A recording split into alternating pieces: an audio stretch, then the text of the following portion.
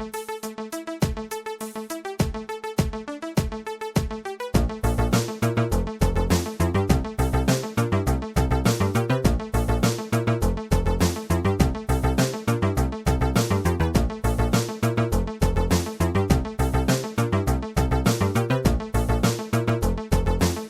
the Year of Shame Challenge.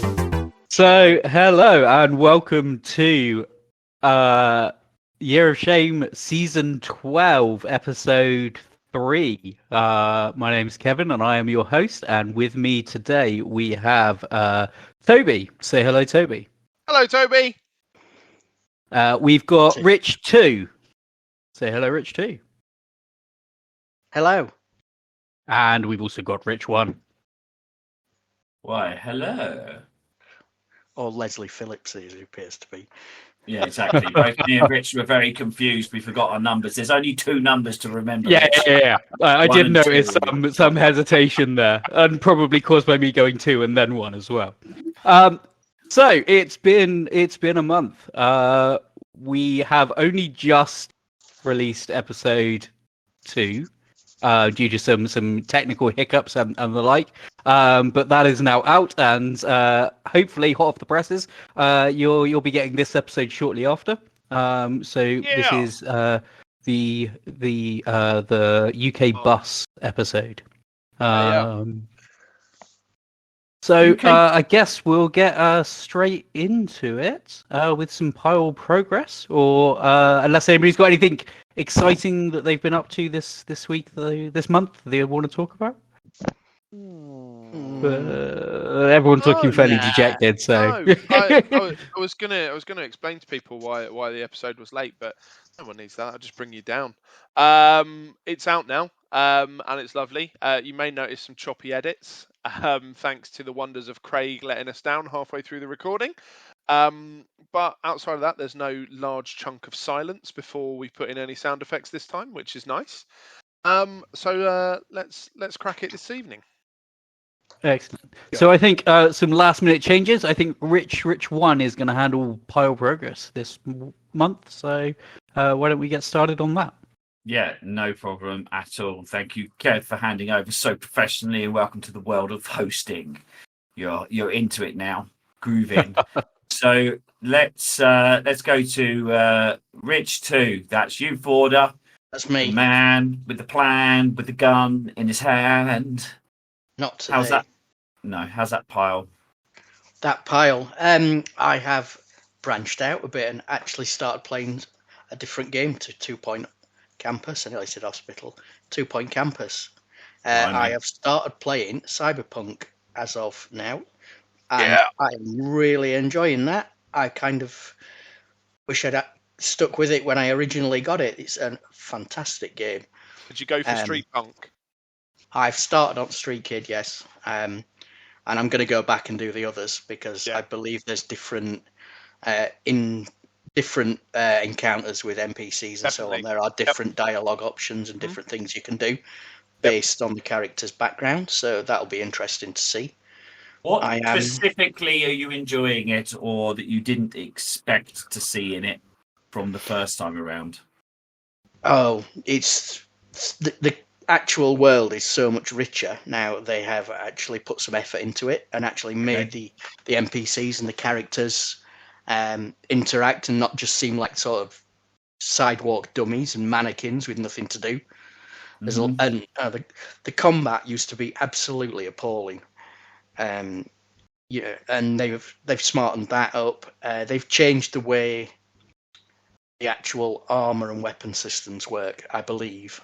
You used to have a combination of the items you picked were clothing-wise constituted how your armor was, so they would have a value. What they've done now is the protection your character has from the world around him, the bullets, the cars running into you, and God knows what else that might happen, is derived purely from the cyberware the character has. Yeah. The clothing and the other items are entirely cosmetic. And what they've done that's really good feature, actually, and some other games could do this, is there's what they call a wardrobe system.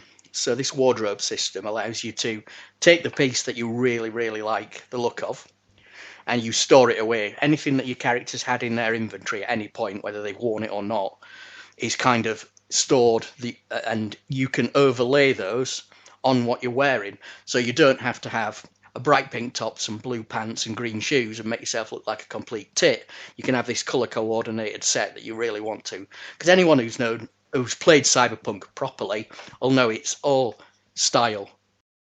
They stole it from Hogwarts Legacy. I didn't know. Harry Potter's for kids, so I don't have anything to do with that. But that is really, really good system. I really like that. You're not just restricted to one either, so you can chop and change those. My guy wears all Johnny Silverhand stuff. So, have you got? Because I finished it. What's Johnny Silverhand wearing? So you essentially without spoilers. Visualization that you see of him is not spoilers because you see him in all the videos. Everything that he's wearing, when you see him, you get. I assume that's upon completion of the game because I haven't got a lot of that stuff. It is. Well, no, it's different missions throughout, and then the last piece is. Okay, so I finished Act 1. They could do away with the interludes. They're unnecessarily long. And you can't skip it. I mean, if you thought unskippable QuickTime events were a pain in the arse, play Cyberpunk, complete Act 1, and then sit through possibly the dullest interlude or unnecessary interlude of unskippable drama ever. Is that in between Act 1 and Act 2? Is it like a mini film type thing? Yeah, so you get an update to the story because the events of Act 1 and Act 2 aren't necessarily bang straight after each other. There is a time lapse between the two happening, and you get sort of a preview. You run through and it's while you were away kind of thing, and it shows you the story around it and fills in the gaps before you start off on Act 2. Mm-hmm. Why do you think they did that? You do kind of need it for context, but it could be shorter. Yeah, without doing the spoilers, because the situation the characters are in and what happens to them at the end of Act 1, there's not a lot you can do. There has to be some downtime for them. So they have to do it. You can't just spring it up and say, well, here you are, 2 weeks later, 3 weeks later, a month later, here's what's happened. It would be a lot duller if they just did it as text. Couldn't they just have this goes on forever. Can they just have the diddle Batman bit? They maybe could. I'm not sure it'd fit with the universe. It would be funny though, just to crack that out straight away. How are you finding the music, Rich? Because I've mentioned before, one of my favourite bands does all of the music for Johnny Silverhand's band. So they're called Samurai in the game, but the real band is called Refused. And they're fucking awesome. And I think the stuff that they've done for Johnny Silverhand's band that you hear on the radio stations is really cool. I've probably heard them, although I do tend to go towards a couple of the radio stations, but they are fantastic radio stations. They are really atmospheric radio stations. If you know the sort of cyberpunk aesthetic, they fit so well with that. It's really, they've done a really good job of that. And just like on your GTA, you can have those playing all the time if you want, and there's about 10 or 12 radio stations, I think, in there that you can choose and listen to, so you're not going to get bored much of that. So yeah, it's really good, to the point where if nothing else better comes out towards the end of the year, a shame, I may well spaff a Joker on the Phantom Liberty. Fair enough. I've got a question as participants in Cyberpunk, the role-playing game originally. Yeah. Oh, that's where I started. Where, how much connection do you feel to that? How much do you feel nostalgic? How closely does it link? It links very well because if you've played the originals, Johnny Silverhand is a major character that is in the literature on the role-playing game right from day one, and there are other characters around that are in there. So there's the occasional mention of a solo character called Morgan Blackhand, who is from the originals. Or Adam Smasher. Yep. You've got there's when you get to a part of the story, you see, it might actually be in the interlude, I don't know, but there is a character called Kerry Eurodyne in there, who is another rocker. That is another character, a major character from it they've kept He's in. a member of Samurai. Yes, he is, but he's also another major one there. He isn't necessarily. Spider Murphy is in there. That's what they call a net runner. That's another one. There is Raish Bartmoss, another net runner. There's all sorts of characters in there that are from that sort of right from the back from the start. So they've kept true to the source material with those, very much so. The Afterlife, I think, is the big solo bar as well, where people go to pick up the jobs. So that's in there. It's a meeting place for everyone. And the kind of practicalities of the game, like the augmentations and stuff like that, the way you advance the character and you choose the, you can do it open in terms of where you go with it through, it's level limited to the strength of the stuff you can have. That is level locked. But this stuff you can choose what you want to do. So that comes down to the type of character you want to play. You can go minimalist on the cyberware and just go for characters that rely on their own physical attributes and their mental acuity, or you can spend money from the jobs and so on that you earn and go more down the route of a technical character, which would specialize in cyberware and the different sorts of weapons which come from just pure power weapons right through to technical and smart weapons which do have homing bullets in them.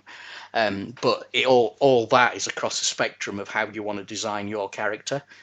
You can go even play just a straight melee character if you want, to the point where Guerrilla you can have built-in blades in your character's arms and samurai katanas and throwing knives and that sort of things, through to just somebody who wanders around like a T800 and carries a large minigun and bullets bounce off him.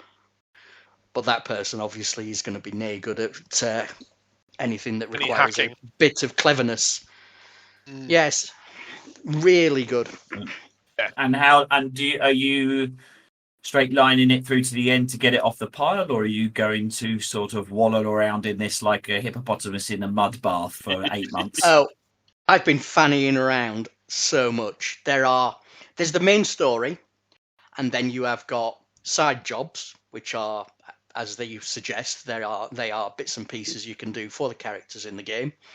Then there are gigs on top of that, which are done. You can intervene in NCPD business and help them out, taking down the cyber mentalists and so on all over the place.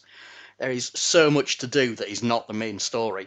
I'm probably not going to advance much on the main story between now and next time, because there is so much to do across the map that isn't related to it, and it all goes towards advancing your character. So there's nothing that you do in those that's just purely for show. Have we got another RDR2 on our hands then for you? Where this is going to... No, because I don't think the story's probably going to... I haven't got the end. Ask me when I've played it and I can tell you where the story goes. Because I've deliberately, right from day one, stayed away from any sort of spoilers as to where this goes. So I'm going to be really interested to see where we end up with it. And at that point, I'll tell you whether or not it's better than the RDR2 story. Excellent. All right. Well, best of luck for that. To be fair, that has piqued my interest, but I'll talk about that when I come to my pile. Kev, have you finished your delightful eating on camera yet, or shall I go to Toby? No, we can do me. I would take a temporary break. Don't be so presumptuous. You want to come over here and reverse cowboy it? That's up to you. You've been in Wales. Hey, love the callback. Last time we got together, you were into remind me where you just got into. I had started up Baldur's Gate 3 again. Baldur's Gate 3. That was right. You were foolishly redoing a game you've already done. Yeah, This is just- I'm failing the pile of shame thing, but I'm very much enjoying my time in Baldur's Gate 3. Yeah, I'm pretty much in the same position as, it's a big game. I'm about halfway through, I think, maybe just shy of that. But yeah, making progress. I've also sort of begun to realize. I mean, it's been a busy month for me. I've been a lot of my free time. I think I've had like one weekend where I haven't been doing other stuff this month. So it's been busy. I haven't made a huge amount of progress. I have also noticed, however, outside of the weekends, I think a lot of my gaming time is actually taken up by multiplayer stuff, which I hadn't really sort of registered. But like 3 nights a week, I'm playing stuff with different groups of friends and stuff like that. So whether that be PUBG or Valheim, or I've got a group of mates from my previous work that we're playing a lot of Forza Motorsport at the moment. Yeah, so like, I'm not sure how much progress this year I'm actually going to end up making, because a lot of my time is going into games that are not really something that you finish. Yeah. Although saying that, Valheim this week or last week, we got to the end of the currently available content. So I think we'll probably take a break from that for the time being until the next big update comes out. I did also pick up one of the things I did this weekend, this month, was go and see the new Dune movie. So I've picked up Dune Spice Wars again, which is like a real-time strategy Dune game. It was out, I think it came out with the first movie, but there's been a lot of updates and stuff since then. I haven't touched it for a while, so I picked that up again and enjoyed that. A completable RTS or an online multiplayer RTS? It's got no, not really. You could do a campaign and complete a playthrough, I guess. But no, I wouldn't say there's ever a bit where you probably check it off and say, yeah, I finished that. Yeah, there's no storyline or anything like that to complete. So I'm glad this isn't a competition, because we'd all be absolutely failing at this, because we're all just spiking off into Mr. Ford is going off into never finish land, pissing around inside the pond for 8 months. You've got evergreen, never ending. So that's Saying that, I've had a couple of I've seen some news this month that there is actually a chance that the next Dragon and Age game is actually going to release this year. So I do have my eye on the fact that I need to finish Inquisition before that comes out. And if it does come out this year, it's going to be a very strong contender for a Joker for me. Because I mean, I love pretty much everything that BioWare puts out, with the exception of Anthem, obviously. So we will have to see what happens there. We don't talk about Anthem. The child that was taken off into the woods and left there. Yeah, brilliant. All right, that's great. And Toby Woby Boby, how are you, baby? So I've boxed off game number 4. You're doing this properly. You show off. Doing it properly. I completed Spider-Man 2 last week. 100%ed it. I had to stop myself because I'm really close to the platinum, and I've never got a platinum on a game that isn't something like a Telltale game before, where you just get one for finishing it. Yeah, but Spider-Man's just one level up on that. I think I've even done the platinum on that, and you feel great about it, and you just realise that anyone gets it. But I'll come back to it, because one of the things you have to do for the platinum is complete it again. That's a lot of playing time. As I literally had got every collectible, completed every side mission, done everything, completely 100%ed it. I will probably leave the platinum for a while till I've got something to come back to. So I'm sitting here now thinking about what I'm going to do next.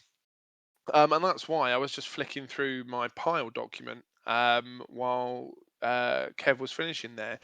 Because I'm trying to decide. What's catching your eyes, sir? What are you fancying? Well, I'm halfway through. No, I'm more than halfway through. I'm a long way through Assassin's Creed Valhalla. But I have all of the DLC with it as well, so that's quite a long slog. I'm also halfway through High on Life. So I think I'm probably going to box one of those two off next. What's High on Life It's for the listeners who don't know? first-person i.e. shooter that was made by the team that make Rick and Morty. Oh right, cool. It's very funny, and quite enjoyable to play. All of your guns, it's a first-person shooter. All of your guns are alive and have personalities. They're all voiced by comedians, and they all do different things. There's like it's absolutely batshit. Essentially, aliens come and take over Earth, and they sort of grind humans up and snort them like a drug. So they're high on our life. Sounds like Swansea at the weekend. It's very Oddworldy, I think, in places. In Sounds like a film I've watched. A consumption side of things, and yeah, it's a bit nutty. So I'm probably going to box off one of those two next. Maybe Valhalla, just to get it off of my PS5 as well, because that's a fucking big install. And then, yeah, so I will probably look at boxing those two off next, and that will be games 5 and 6 in the books. But yeah, no, feeling pretty good about it. I really enjoyed Spider-Man 2. I thought it was very interesting, the different direction that they took Kraven and Venom in compared to the comics and the movies and everything else. They went in a completely different direction. I think it really worked. Some of the side game stuff was really cool too. Lots of the different experiences.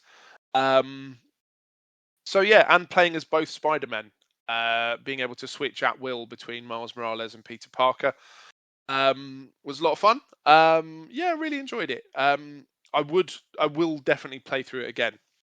I will get the platinum for it, but not right now. So I have a question for you, Toby. I know you in one of the earlier episodes stated that, Peter Parker is very much your Spider-Man, and they've obviously said that going forwards it's going to be Miles Morales. Yeah. How are you feeling about that after Spider-Man 2? Is that so I don't want to put any spoilers out there, so I'm trying to be very careful about what I say. Yeah, sure. About the ending of the game and stuff. But I don't think, even with that ending, that means that the next one won't have Peter in it, especially given the bad guys that were teased throughout the ending. If you did all of the side missions and everything else, so then got to see what was coming. Again, trying not to put too many spoilers in there, but there's absolutely no way Miles could do that on his own. So I do think that even though it was a resting. I mean, I think that's even what Miles says. It's just have a rest. It's not that he's gone away. And so yeah, I'll be interested to see if I'm right or not when they bring out more info. But they're talking about it being a PS6 game, Sure. or at least tail end of the PS5 generation. So wait, it's going to be quite a wait still, sort of maybe 3 years, 4 years before we find out. Have they even traded? I mean, the PS6, that's just an assumption, right? At the end, 10-year cycle. It's going to be a shorter cycle. Right. It'll be a much shorter cycle this time. And I think once we get into the next consoles for both of the big hitters, we'll start to see more modifiable systems as opposed to continuing to buy more consoles, because that's got to have a shelf life, right? We've got to start to get to the end of that. Otherwise, everyone. If they're shifting to an architecture where they can maintain backward compatibility easily, it's a lot easier for them to just bring out a new generation, because if you can still just play all the last gen games on it, you won't have the same reluctance to upgrade that sometimes occurs. Yep. So I do think with backwards compatibility being more of just a standard assumption, I think that generation might start getting shorter. But yeah, I also think we're coming to a point where something dramatic is going to happen hardware-wise, either customizability or I think, again, the impression Microsoft very much want to get away from making hardware at all. Cloud, yeah. Yeah. Yeah. So Yeah, sort of a better than Stadia did, but Stadia model. Yeah. Yeah, I think Microsoft are very much aiming that way. I think PlayStation's PS Plus offering has gone in a completely different direction. You know, I paid for both up for the year before we got started because there were games on my pile that were linked to those ecosystems. And yeah, I'm sitting there sometimes getting quite annoyed at some of the new stuff that's coming on, but they are very much putting a lot of their efforts into both of those ecosystems, and I do think that that is the future. But yeah, PS6 has all but been announced, as far as I'm aware. Certainly, if you look up Spider-Man 3 PlayStation, it goes on to almost immediately say that the general consensus is that it's a PS6 exclusive, maybe even a launch game. So it's certainly something that's where they're aiming. As early as 2026, then, if you're going to think a couple of years, if they're already thinking that Spider-Man 3 is probably usually a 2-year cycle unless they cock it up. I think that, yeah, from obviously it's all rumours and hearsay and what have you and stuff, but from what I've read, yeah, 26, 27 is when we might be starting to look at new hardware again.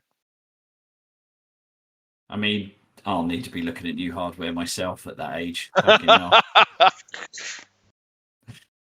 No more reverse cowboy for you. Absolutely not. No, I've done me back in. Just cowboy. Don't reverse it. Yeah, that's okay, that's cool. Anything else you want to add to that? Pile of shame? Well, we need to ask you, Rich. You need to tell us. Yeah, well, I've had a very bad month. I think that I'm a bit Kev, in that I have clocked up a lot of hours on FIFA, and I just don't even enjoy it anymore. So I just was thrown into it's like a procrastination and avoidance strategy. I've tried playing Oddworld, Soulstone. I can't remember what it's called. I am enjoying it. It's absolutely fine, but just cannot pull the incentive together to get into it. A bit like Doom. There's nothing wrong with the game. I've opened up Paths of Exile. I have opened up Mass Effect. There's nothing wrong with these games. Great games. So I just need to get my head back into the space of doing it. What I've done is I'm doing a lot of multiplayer stuff. And I think I'm just watching people play Helldivers and thinking, I just don't want to sit here on my own and play stuff. So when I saw everyone booting back Destiny back up for whatever reason, I realised I hadn't got anywhere on Lightfall. With Destiny 2, every time it's come up, I've got excited, bought the DLC, and then everyone plays it for 2 months and then buggers off, and I don't get hooked back into it. So I had Lightfall. I've got some missions to complete, so I thought I'd jump on. But in true me style, I'm not doing the Lightfall missions. I'm just jumping in and out of Crucible, which is just dumb because I'm not getting anywhere. So I can max out my, my Titan or whatever that I never played through. But for me, that I have hooked into that. So I think that's a way to get myself back into gaming because I've just been avoiding gaming. I think when I was listening to the episode before, Toby, you were saying that Doom was making you stop gaming rather than finding another game. You were just saying, do you know what? I just won't game. Yeah. And I think I got into that kind of funk with it. But Destiny's bringing me back into that. As I'm not sure what to do. You haven't gone back, have you? It's just daunting. I just don't. Cyberpunk. I've got Cyberpunk. No, they're just beautiful games, but I've got a. I don't know. I'm going to take a couple of days this week and think about what to do. What I should do is complete Baldur's Gate because I'm nearly there. That's one to tick off the list. Definitely. I think what I'd say then is with Mass Effect 2 is that it's not open world, man. You don't have a finite. You're not going to be wandering off into Collectageddon. It is very much almost a filmic. It follows a story and you play through it. Yeah. Which might be what you need, just being dragged through a story. I thought it opened up many more choices than that. No, it is. You will run from. You can choose which order you do things. You can choose which order, but you still just do all those things and head towards the end. Okay, maybe I've misconstrued what this game is. Then I've placed it more into the realms of Witcher and Cyberpunk. I think Cyberpunk, although I really, really fancy it, would be the worst thing for me to get involved in, because I would just not. It is. I think Cyberpunk is all encompassing.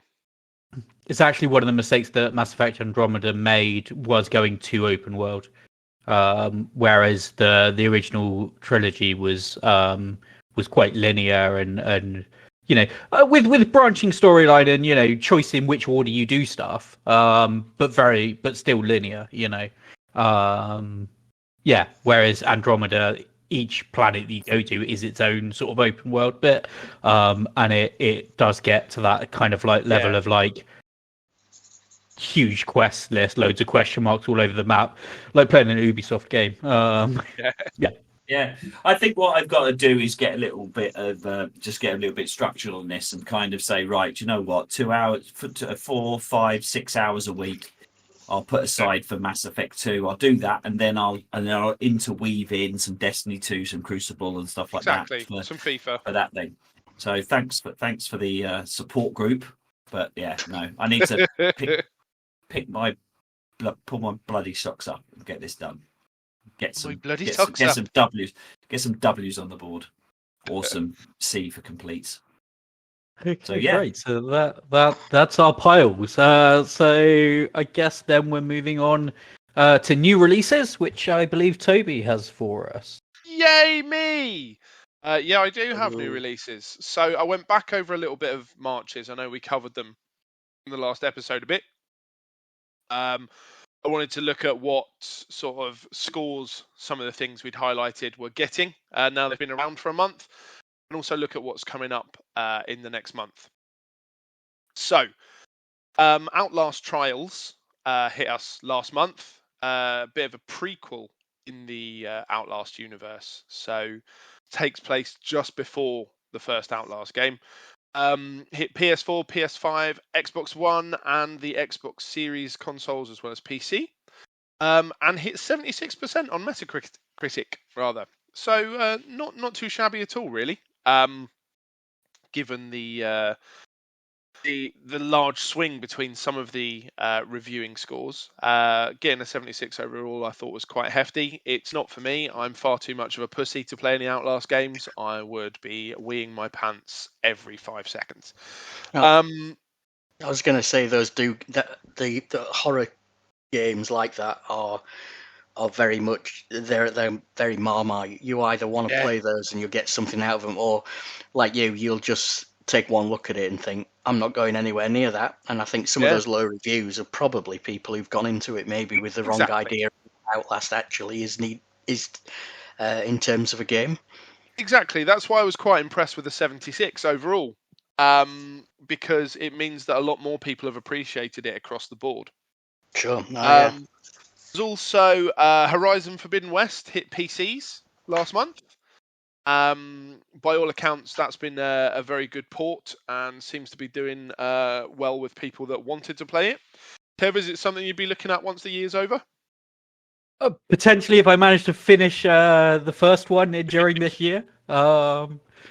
It's actually one of the ones on my list. So.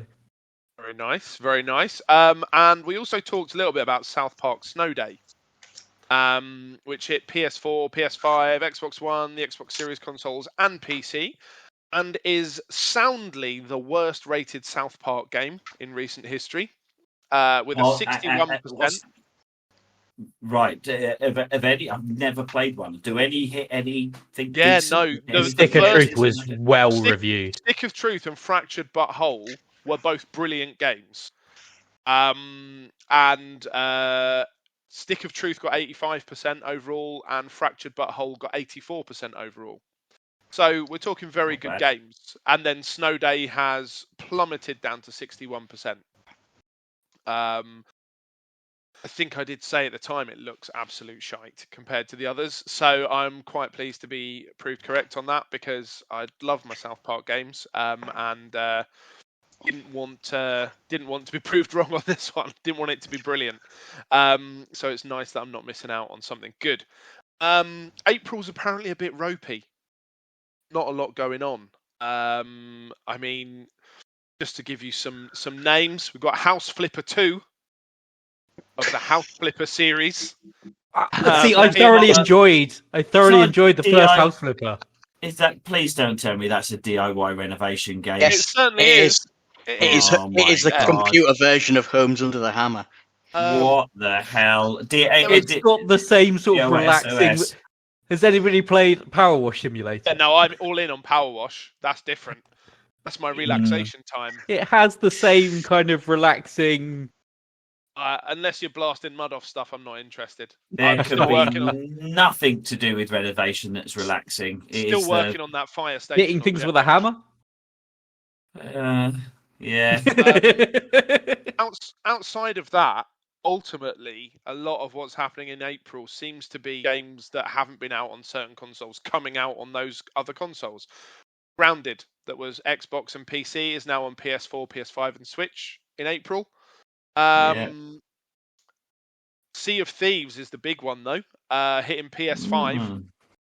Now I love Sea of Thieves. In fact, bought an Xbox One just to play that.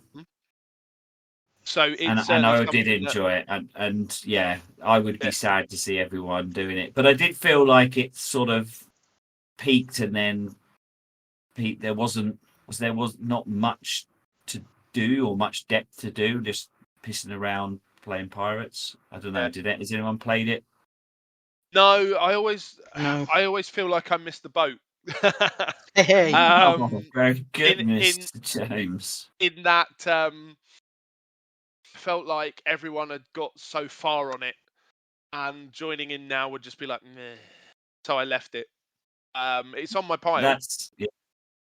But yeah, it's on what format? Oh, you've got an Xbox, haven't you? Yeah.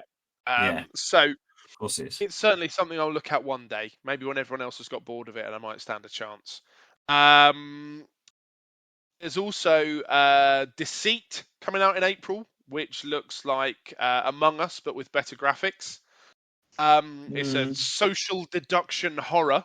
Where you play with 5 other players. One of you has been infected with a virus and must infect everyone else before they figure out who the person with the virus is. That sounds like my university house. Just to jump back to House Flipper, Kev, got 79% on Metacritic. I was going to say, it came out on PC, I think, last year, so this must be the console release. It is. And yeah, it did very well. And the first one was good as well. Like, you need to get on board. The last thing that really jumped out at me from the April releases is Harold Halibut, which when I read that, I was really hoping for a James Pond sequel. But what it is a narrative adventure about friendship, which, if you'll indulge me, based on my recommendations of other games, fucking love a narrative adventure, me. Sounds fucking terrible. Thoughtful escape and all that. That's a proper narrative adventure. So yeah, it's not something I'm going to be busting a joker on, but I'll be looking for it next year just to see what it's all about. Fish. It's not. It's about a man. The man's name is Harold. Harold Halibut. The trailers look interesting, but don't really tell you an awful lot. I've just seen all of your sneak energy stuff behind you, Kev. You need to fucking quit it, pal. You're gonna have a heart attack. Jesus fucking Christ! There's like 5 shakers there and 4 different flavors. There you go. It's no problem anymore. Jesus Christ! I'm more worried about that than if I'd seen like 16 dildos on your shelf. They're over there. Of course. That's what you have to get busy with after doing 5 containers of that. Yeah, good. So that's the releases. There's pretty much nothing coming in April. Worth having a shout for May though, when the new Hellblade comes out.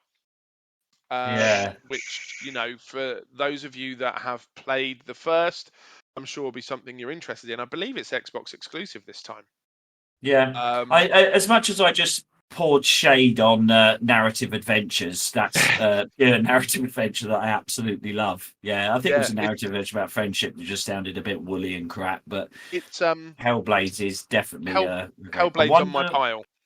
Any kind of hints about what they're doing with it? Are they trailed any kind of changes to gameplay? I mean, it's not for everyone because it's not really just like the journey. It's not really a game. Yeah, no, they haven't really said a lot, to be honest, in the stuff that I was looking at today. I'm sure there are trailers and stuff knocking around, but as it's a couple of months away, I didn't want to get too bogged down with it because we'll probably cover it a bit more next month. Yeah, actually, it's not true. It is a good game, but it's not got that. It's heavy, isn't it? Yeah, it's heavy and story driven, and the gameplay is kind of the side. It's still challenging to get through the levels, and you need to concentrate and like that. But it's not. It's puzzles rather than combat systems and leveling and anything like that. But yeah, no, I love my time in that world. Although it was dark, it was. But it won't be a joker for me. That kind of thing can nicely sit there in the background and be one of those. Exactly. Let's just. I think it very much falls into that place that Limbo and Inside fell into for me. And that's why I left them until doing Year of Shame this year, where I smashed them both out back to back. So let's all agree to buy Hellblade next year, and then when we do Year of Shame. 15. Episode 15, when we're back there, we can clear it then. Done. All right. Done. So that brings us nicely on, I guess, back to our host. Yeah, indeed. So, yeah, some games to look forward to there. Or look forward to talking about, I guess, rather than actually playing.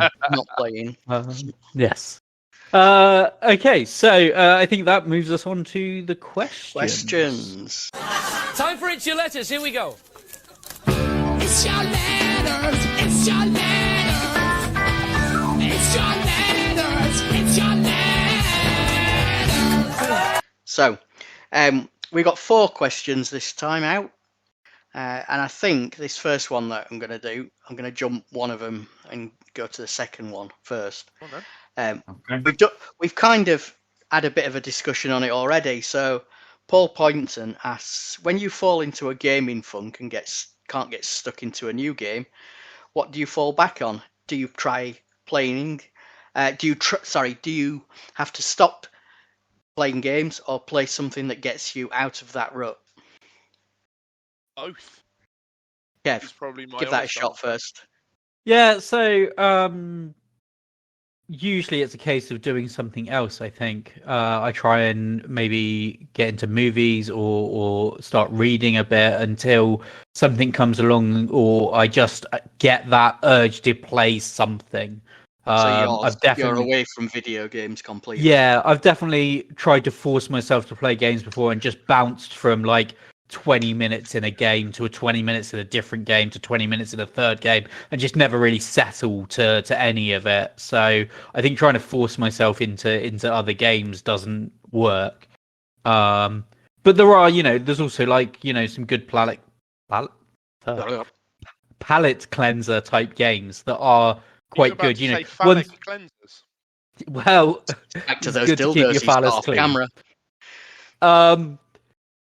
Yeah, so something that you can like almost complete in like an hour or whatever can be quite an enjoyable kind of break from those huge epic games. So yeah, but yeah, normally moving away from gaming and trying something else for a while.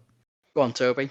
What's your answer? Your way out of the funk? My answer's a bit of a cop out, I think, because it's both. Sometimes it's stepping away completely, like I ended up doing with Doom. It was just like I'm not going to play something else. I just don't want to play anything because I feel like I should finish that, but I don't want to finish that.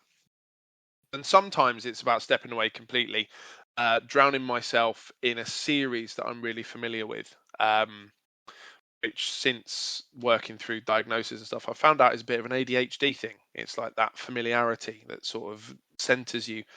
So I tend to rewatch Peep Show over and over again until I'm back in some sort of place to try something new.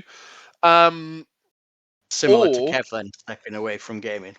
Yeah, I mean, but also on the other hand, sometimes I'll be really enthused about another game that was sort of flirting with me off screen, and I'll need to go and check it out. Sometimes it's something I've done before, like Mass Effect. I still regularly play through them. I was sitting here before we started this episode, and before I went through Pile Progress and said I was going to look at both of those two games, I was actually thinking about crashing back through all of the Fable games, because I fucking adore those and could play them forever and a day, and never get bored. So the answer is both. It really does depend on what's calling to me at the time. Sometimes it's completely run away. Sometimes it's a little bit of playing away from home on that game, as it were. Yep. Rich, are you taking the advice Yeah. of the assembled masses to get you out of yours, or have you got something else that you're thinking? No, of I doing? think that's a really good idea. I like Kev's idea of getting back into the world via a TV or a movie. So I hooked on. If I watched Dune, if I had the Dune game, then I would be inspired to go and play a Dune game, which I don't have. But I remember actually doing that. That's how I pretty much got back into The Witcher. So I was listening. I just put the Witcher audiobook on and got into the world and went, yeah, do you know what? I fancy being in this world. So that's a good way to do it. I've just been jumping on. I mean, this is no good whatsoever, but I quite been enjoying Twisted Metal. Have you been watching Twisted Metal? No. Do you know Twisted Metal, the game? Yeah. We're all old enough, apart from Kev, to have had that in its original version. Sweet Tooth and everything like that. Yeah. I think that's a really good way to get back into it. And other ways that I've done it before is just try and pick up a game that I've no idea what it is about and see whether or not I hook into it with no expectations. I think what puts me into the funk, and I can absolutely tell you why I'm here with like places like Returnal and even Baldur's Gate, which I absolutely love, is just the idea I've done so much of it. But I'm up to the point, just the idea of opening up and just trying to reconnect with the world, and that I just don't think that's a good. Yeah. I just don't think that's good for me when I'm in the funk. To try and get back into the world, and what the hell is that game? It's not coming to my mind. Everyone played it. What's it like? What is it?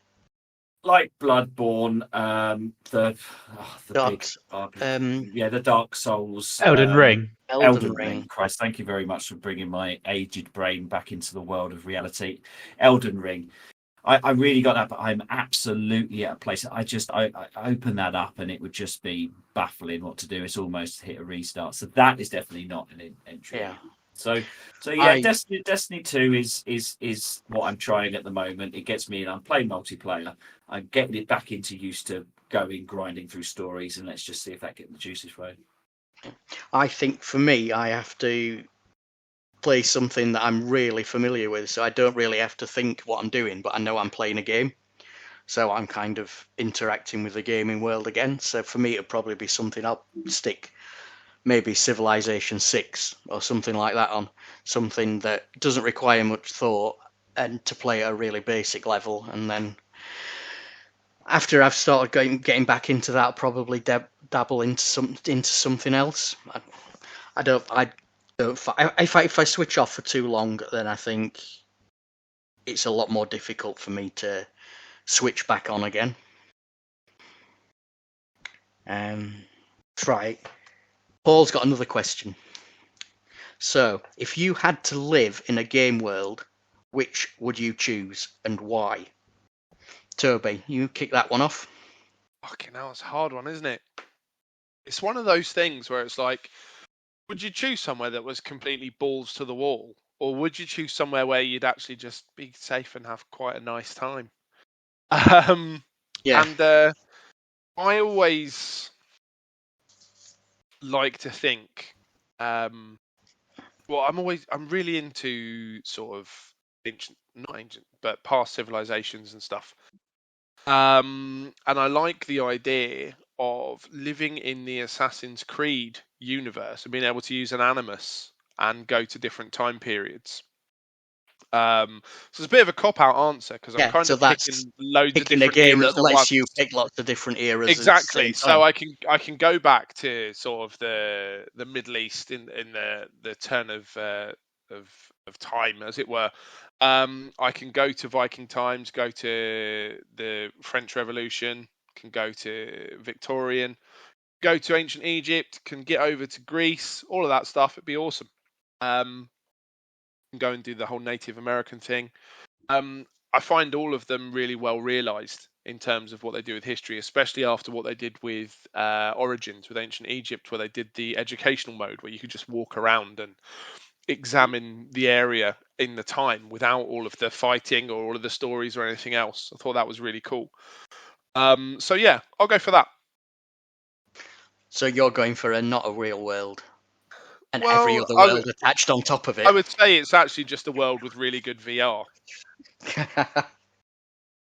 So you're going nowhere, literally nowhere. You're just I'm going to just stick a going headset to- on, and that's it. Like a slightly better than here technological world with really good VR that taps into your DNA memories, so we can find out that none of us were actually important in our past lives. We were all just Now you Has- can stop. Now you can stop the existential shit and just Yeah.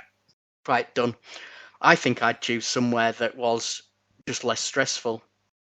Probably somewhere like, I don't know, Stardew Valley, Animal Crossing, something like that. Just not fucking about and just I would love to see you in Animal Crossing.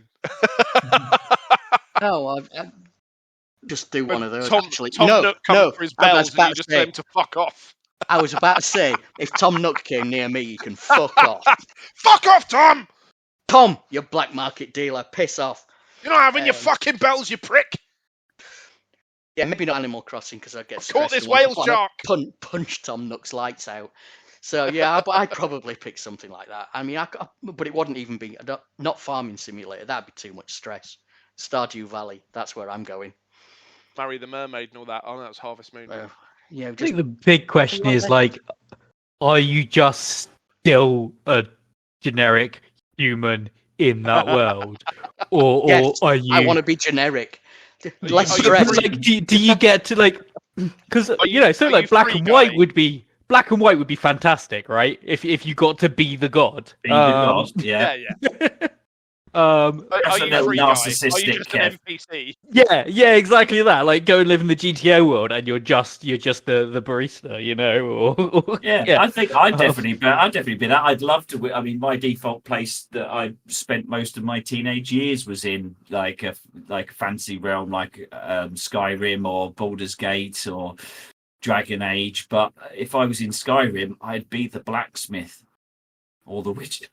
I'd just be the guy saying, Pretty sure I'd be the homeless guy begging. "I've got the Like, great swords." But I've then, got then some in a great lot of those swords." games, people decided to twat that person because their dialogues would just get so repetitive and annoying. So it'd be quite a dangerous pick that in some Be the people's talking worlds. dog. Yeah, well, to be honest, that's how sometimes I feel about this world, isn't it? Especially, depending on who you're talking to. But So yeah, you- no, I'd are you- definitely be in there. So you're going into Skyrim, are you, Rich? Yeah, but I'm with you, Rich. I'd be just a non-player character, just enjoying the world in my little hut. Yeah, Yes, just no. watching Geralt rummage through my my drawers and my thing, nicking, Through your reverse cowboy. Whoa. just blatantly Geralt- walk in and steal all the apples for no reason. They're all You want walking in the a Witcher reverse to cowboy in rustle your through your drawers. Yeah. Well, he's my gaming man crush. If that's the next question, that's my first answer. No, I was Kev, where are asking, you Rich. going? He's making his own questions up now. Kev, where are you going? I'm going to be the god in black and white. I think that's the best way of doing it. Just pick a game where I can be god.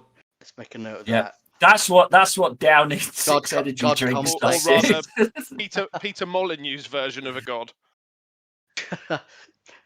You're going to pick away at a lot of ball for no reason at all. Just leave it like that. Adam Edwards Adamski asks us, did we ever establish those that invert? So I do not, sir. Rich, I do you, not. Do you invert? You can. I know you've got strong views. You can just rein those in for a moment. Rich, do you invert? And I don't mean in. Do I invert it in, but from the default? So whatever Well, that is, no, or are we talking no. about flying do a you invert? plane? So up, down, up is Up is down. up or up is down? Well, look, it's complex. If Are I'm you playing up if I'm or playing a down? flying simulator, then pushing forward goes the plane goes down. Yeah, but if I'm playing a shooting game, pushing forward, the crosshairs go up. So am I by inverter? Yeah, I think that's Quite- standard. A curious Isn't that inverter. standard? Yeah, that's standard default. That's I don't standard have to know. flight controls. So Yeah. So I don't change it from the default of whatever that is in terms of inversion. I don't invert the default. No. Do you leave the world as it should be? Leave the world as the developers intended it. Yes. Good. Is there You've what not got a is god the complex and might want to change it. what is the pure definition of inverter then? I believe it's someone that makes sure that it's plane controls, but for when you're shooting a gun. Yeah, I don't think I would invert. I mean, if you're playing a game and up is meant to be up, and up should be up. If you're playing a flying game, I can see that would be different, but that is the exception that proves the rule. Dev's about to lose his fucking mind. I just that state He's literally lost his mind. He can't say words. the explanation the Rich 2 gave there, where up should be up, kind of just I got lost. It's quite simple. I think it's fair. I also think, and I just want to throw the cat amongst the pigeons here, in that when we're talking about flight controls, you're talking about the nose of the plane. So if you're pushing it forward, you're pushing the nose forward. It's still actually following the normal directions. It's not actually inverting anything at all. What do you mean? But I think that's the argument for shooters, is when you push forwards, you're tilting the head forwards, and therefore you're tilting the front of the gun down. Yeah. But yeah, that's inverted and it's wrong. So Yeah, it is wrong. On. Let's move on. The real question is: does anyone lefty flip? Lefty flip. Have you not heard about? I'd only heard about this because I have a friend who is so left-handed that he just can't get on with controllers. And there are some games that allow you to lefty flip. Right? Is that like Jimi Hendrix? Is that like Jimi Hendrix playing a right-handed guitar upside you're not down? turning your controller upside down. Instead, let's say on a PlayStation controller, for ease of explanation, the triangle, circle, cross, square buttons become your D-pad, and the D-pad becomes those buttons. Okay. Mental, isn't it? It's Yes. mental. It's absolutely mental. I can't believe that it's a thing. Well, I could understand why it would be a thing, because you get I understand left-handed the need. guitars. Is there a left-handed controller? Probably. It probably exists as a thing. But just the fact that some games have a lefty flip built in, I thought was absolutely crackers. That's so woke. Yeah. Yeah. But, if you're left-handed and you're struggling, then you should go and Lefty throw flip. yourself in front of God and repent. God as in Kev, or God as in real God? Kev God, Yeah, Kev, or a real Kev, God. yes, and the feet of and apologise for your evil ways of being While he left-handed. shaves his head, looking at you disparagingly. Exactly. So I think that is inconclusive. Yes. Last question. Brian Riley wants to know, how many games do you typically play at the same time? Now, we've got a sliding scale he suggested here. So, are you loyal, one and done? Like to dabble, that's 2, just to keep something on the side fresh. 3, can't keep track of those stories. Or are you completely out of control with 4 or more stories, fuck, I can't keep track of the controls. I think that Brian is giving us some insights into the way he runs his life. I think there's more. Into his I love think we're life, getting I more think about the question me. Didn't- I Didn't always Brian wonder move- why he travels move all to over the Japan? world. Yeah, because he's got loads of husbands chasing him. I think that's the He worst can't- place to go. He can't you're- keep if- all of the stories in his head. If you're messing around, the last place you want to go is a country where honor is so revered. Like, Fair go enough. to Mexico if that's your problem. Like, Yeah. you'll be fine. I feel like we're in dangerous territory there. Yeah, we're casting aspersions on Brian, and he's In we Mexico, absolutely please sue me. do not. Yeah, we exactly. absolutely do not mean that, but it's a No. good question. We're So just shall we dicking answer it? around, just like Brian. Go on. How many have you got on the go, Toby? Just one, always just one. I'm faithful to a Always game. just one for you. You're Um, loyal and I- faithful to that I one. would get far too confused with controllers, even from one game. So I keep it one at a time. Kev, are you loyal or Uh, are you multi? I tend to have a sort of big story game that I'm playing, and then, like I said, multiplayer stuff that I dabble in, and usually something going on the Switch as well for when I'm traveling. Rich, what about you? Yeah. Well, I'm in the. I've pushed myself into the realms of gaming Tinder at the moment. That's how I feel. And that's not my normal. Normally, it would be like exactly like Kev, I guess, is just commit to something like The Witcher, get that done, and then have some multiplayer on the side, which is the equivalent of knocking one out every now and again. I have all So- manner of games on the go, and usually much to the hilarity of my other half as I play something and forget what the controls are, and I try and aim with the grenade button or something like that and end up blowing myself to smithereens in the first 5 minutes till I've reacquainted myself with the controls from the game I'm now playing. Yeah, that's particularly hard if you multiplayer. If you jump from Fortnite to COD or something like that, that is. And to be honest, in fact, I did that with Mass Effect, didn't I? Because I came straight out of Last of Us, and I just was completely upside down with Mass Effect 2 and what the hell I was doing. So yeah, it's not good. I think it's settle into it. Get in the Right, groove. we are done. That's it.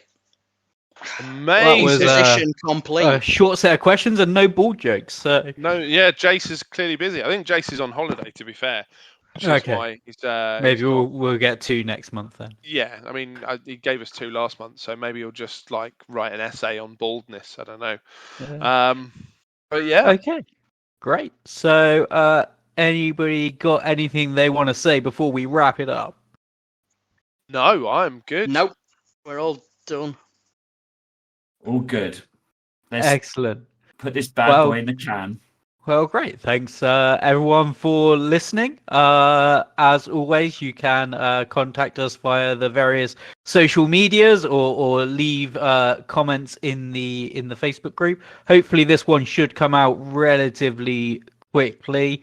It does mean that people will have 2 to listen to, but at this point, you've now got 3 of them. So we will speak to you all next time. So goodbye from Rich Bye. Bye.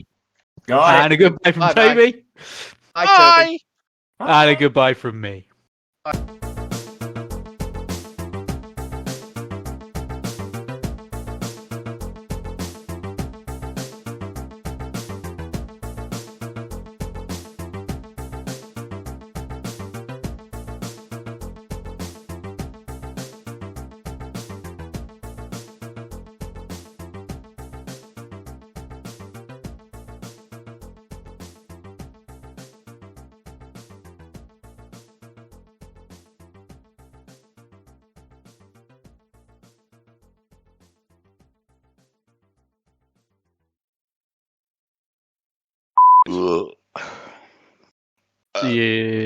You all got them out, like, Not right now. I mean, I can.